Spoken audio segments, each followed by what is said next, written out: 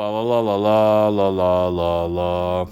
Hello and welcome to the 21st day of Advent and the winter solstice. Today we're going to celebrate with frosty brews from the Costco and Aldi beer Advent calendars. And today we're going to start with the Costco one. This is the Pearl Zaba IPA. And this lady should be familiar. She was on another beer that we pulled from the Costco Advent calendar, and that was just a pale ale. So we'll see if we can get the lady out of the can this time. Last time she was trapped in there and she didn't pop out. So let's see. I don't think she's in there this time. Again. All right. This is an IPA, so it's supposed to be hoppy and it's a little cloudy, as an IPA should. Now the pale ale that we had from this brewery was pretty pale, and I didn't really get any hops. It was more like a pilsner. So this one already can smell the hops right off the bat. Nice foamy head. A subtle bitterness, but very smooth, very clean, very tasty. Almost has a creamy mouth feel to it. I really like this one. Good beer. Santa baby, I've been an awfully good girl. So this lady here and other German pagans back in the day would celebrate the winter solstice with a celebration called Yule, and it'd be several days of feasting and doing whatever other things German pagans did back in the day. And then Christianity came to these pagans, and that's when Yule kind of got tied into Christmas, and that's where you get things like the Yule log and other traditions. There was actually a king of Norway who, back in the day when Christianity came, he actually made a law that said you had to celebrate Yule and Christmas at the same time. So that's kind of how they got tied together. And the king even said in his law that you would have to celebrate with ale, and if you didn't, you'd be taxed. And he said the holiday didn't end until the ale was gone.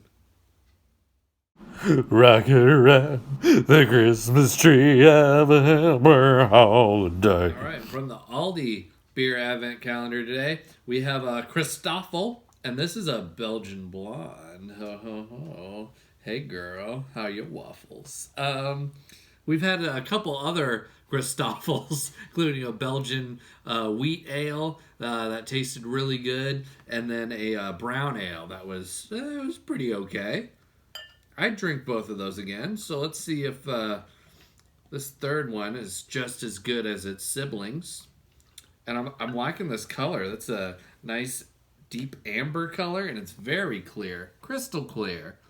Hi. Not much of a head to it.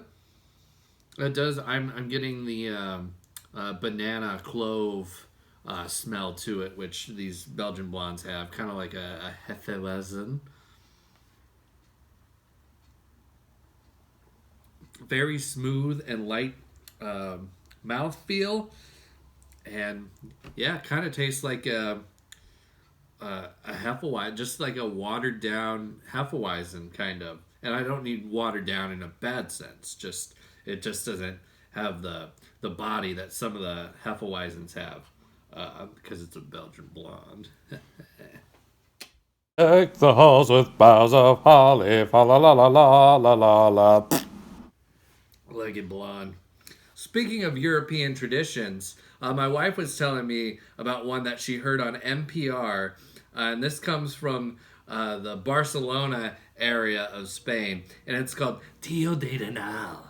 And this is where children, families, get logs, and at one end, the log is hollow, and the other end, there's like a decorated face, and it wears a little hat like mine, and for the weeks leading up to Christmas, the children feed the log and keep it warm. They treat it nicely. They put blankets on it because at Christmas they want the log to give them presents.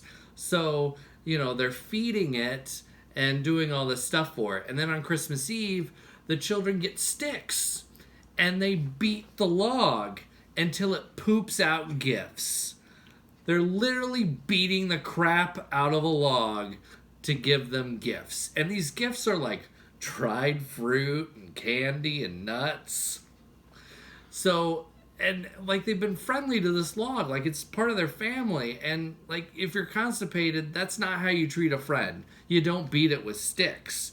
If a friend is constipated, you give them a double-decker chalupa with extra sour cream and an espresso. Merry Christmas, you filthy animal. I saw Mommy kissing Santa Claus. All right, well, this one was a tough decision today. We had a hoppy German lady over here, and then we had a zesty Belgian blonde. But I think today's winner is got to be the IPA. I've been asking for variety in the Costco one, and they delivered today. And while this is probably not like a Stone IPA where it's going to hit you over the head with hops, this was really smooth and very enjoyable. So I'm going to go with this one today. But the Christoffel was good too. And now it's time for the mystery beer. And here we go. And let's see. It's a bottle with duct tape on it.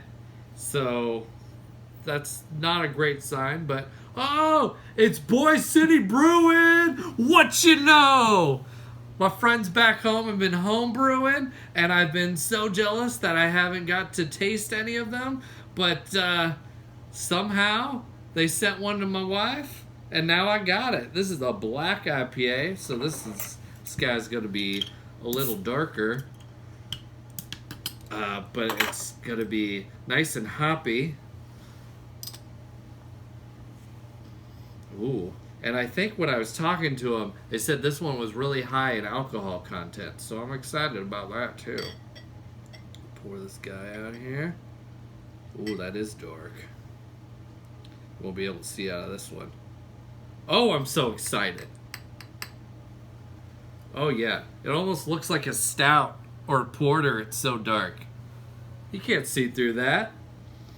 Oh, but it smells hoppy. Oh, I can't wait to try this. And the head on it, too, is almost reminiscent of like a porter or a stout. Woo! That's got some hops in it. And I can taste the alcohol. Like, I can feel the burn in my cheeks. Oh, yeah. This is a tasty brew from the boys. What you know?